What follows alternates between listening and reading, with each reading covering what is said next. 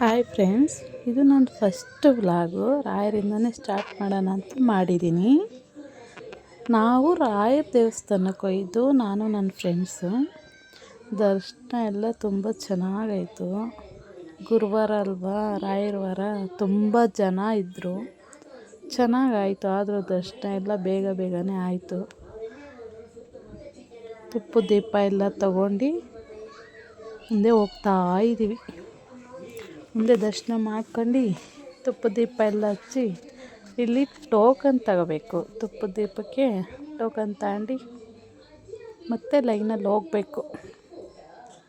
ಹಿಂಗೆ ಹೋಗ್ತಾ ಒಳ್ಳೆ ಲೈನ್ಸ್ ಬರೆದಿದ್ದಾರೆ. 5 ದೀಪಕ್ಕೆ 30 ರೂಪಾಯಿ, 9 ದೀಪ, 12 ದೀಪ ಈ ಥರ ಇದೆ. ಎಷ್ಟು ಬೇಕಾದರೂ ತೊಗೋಬೋದು.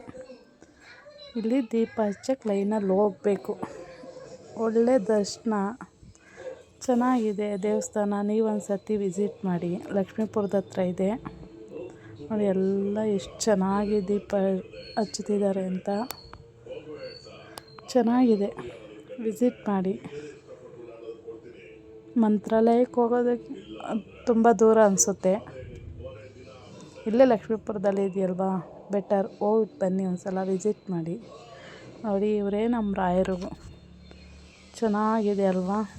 ಅದೆಲ್ಲ ಮುಗಿಸ್ಕೊಂಡು ದರ್ಶನ ಎಲ್ಲ ಚೆನ್ನಾಯಿತು.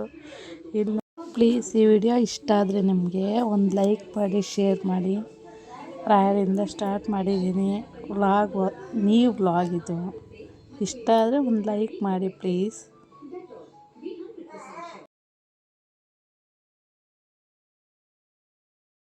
ದೇವಸ್ಥಾನ ಹತ್ರ ನೋಡಿ, ಈ ಥರ ಗೊಂಬೆಗಳೆಲ್ಲ ಸಿಗುತ್ತೆ. ಹಾಗೆ ಸ್ವಲ್ಪ ದರ್ಶನ ಮುಗಿಸ್ಕೊಂಡು ಮುಂದೆ ಬಂದು ನೋಡಿದ್ರೆ ಅಪ್ಪು ಫೋಟೋ ಇದೆ. ಅಪ್ಪು ಇದ್ದಾರೆ ನೋಡಿ. ದೇವಸ್ಥಾನ ಹತ್ರ ಇದೊಂದು ಅದ್ಭುತ.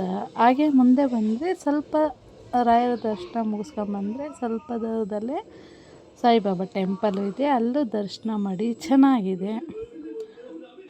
ಅಲ್ಲೂ ದರ್ಶನ ಎಲ್ಲ ಮುಗಿಸ್ಕೊಂಡು ಹಾಗೆ ಅಲ್ಲೊಂದು ಸಣ್ಣ ಗುಬ್ಬಚ್ಚಿ ಗೂಡಿದೆ. ಪಾರಿವಾಳ ಮತ್ತು ರ್ಯಾಬಿಟ್ ಎಲ್ಲ ಇದೆ, ಚೆನ್ನಾಗಿದೆ. ಪ್ಲೀಸ್, ಈ ವಿಡಿಯೋ ಇಷ್ಟ ಆದರೆ ಒಂದು ಲೈಕ್ ಮಾಡಿ, ಶೇರ್ ಮಾಡಿ. Thank you. ಪ್ಲೀಸ್, ಈ ವಿಡಿಯೋ ಇಷ್ಟ ಆದರೆ